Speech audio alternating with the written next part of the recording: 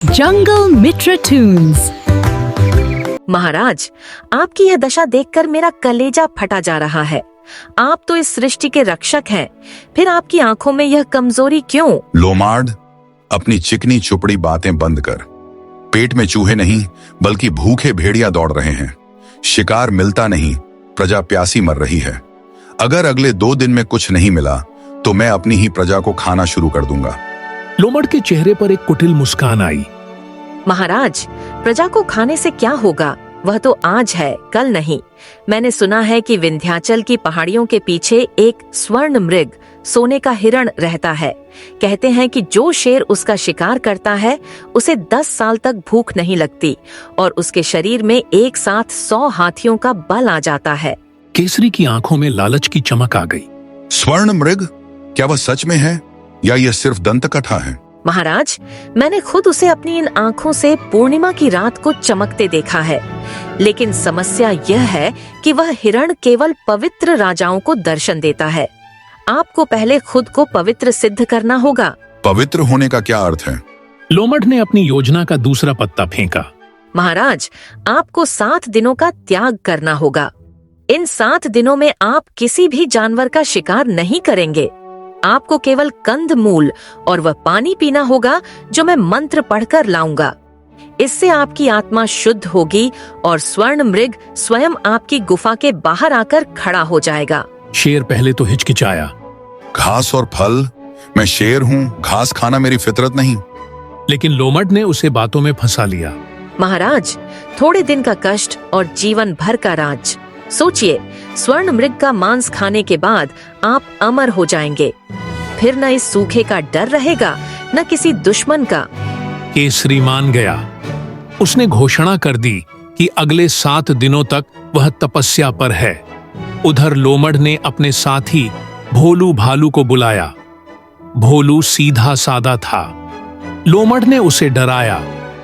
भोलू शेर पागल हो गया है। उसने तय किया है कि तपस्या के बाद वह सबसे पहले भालुओं का कबीला खत्म करेगा।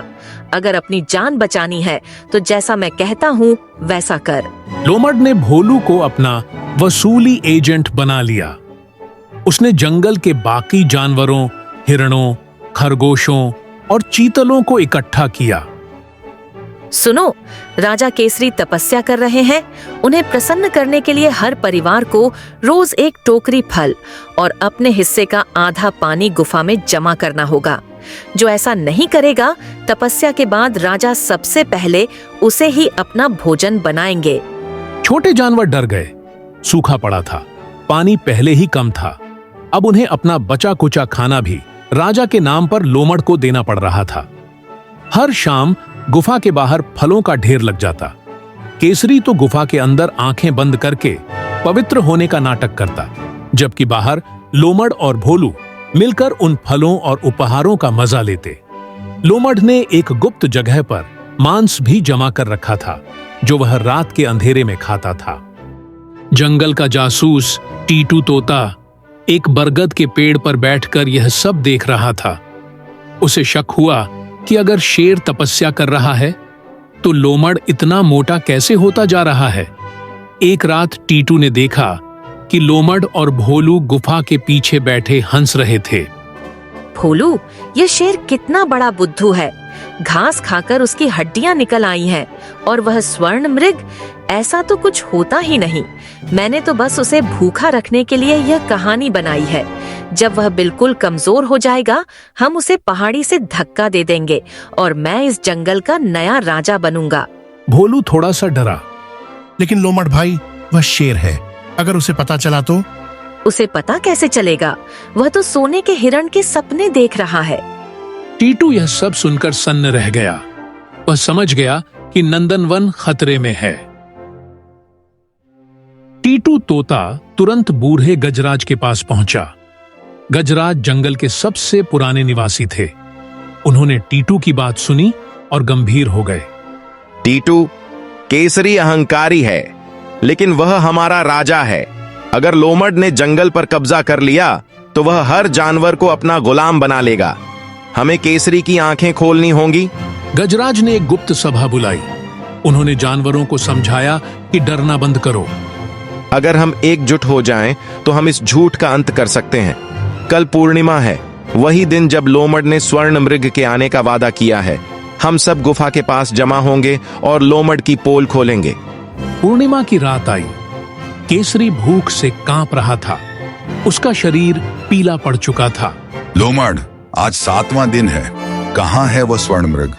मुझे बहुत तेज भूख लगी है। महाराज, बस कुछ ही पल, वह पहाड़ी के उस पार चमक रहा है। आप गुफा से बाहर आइए। जैसे ही केसरी बाहर आया, लोमड़ ने दूर झाड़ियां में एक चमकती हुई चीज दिखाई। असल में वह एक पुराने कांच का टुकड़ा था, जिस पर चांद की रोशनी पड़ रही थी। देखिए महाराज, वह रहा स्वर्ण मृग। आप जाकर उस पर हमला कीजिए। लोमड़ ने उसे एक गहरी खाई की ओर इशारा किया, जिसके ऊपर झाड़ियां बिछी हुई थीं। लोमड़ चाहता था कि शेर जोश में आकर वहां कूदे और खाई में गिरकर मर जाए। तभी एक भारी आवाज गूंजी। ठहरो केसरी। गजराज हाथी अपनी पूरी सेना के साथ सामने आ गए। उनके साथ टीटू तोता और जंगल के सभी जानवर थे। महाराज, सामने हिरण नहीं, मौत है। लोमड़ ने वहां गड्ढा खोद रखा है। केसरी रुका और लोमड़ की ओर देखा। लोमड़ के पसीने छूटने लगे। नहीं महाराज, ये गजराज आपसे जलता है। वह नहीं चाहता कि आप अमर हो। अगर वह स्वर्ण मृग है तो भोलू भालू को भेजिए उसे पकड़ने के लिए। भोलू, क्यों चुप हो? बोलो, क्या तुमने कल रात लोमड़ के साथ मांस नहीं खाया था?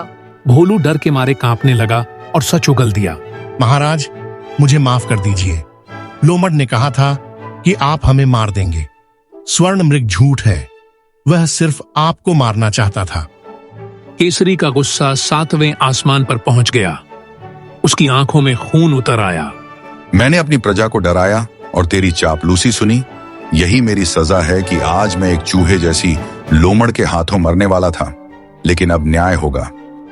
केसरी ने आदेश दिया, लोमड़ को नंदनवन से हमेशा के लिए काला पानी की ओर निकाल दिया जाए। भोलू भालू को सजा के तौर पर अगले 1 साल तक सभी जानवरों के लिए कुआं खोदना होगा, ताकि सूखे की समस्या खत्म हो। Jungle Mitra Tunes.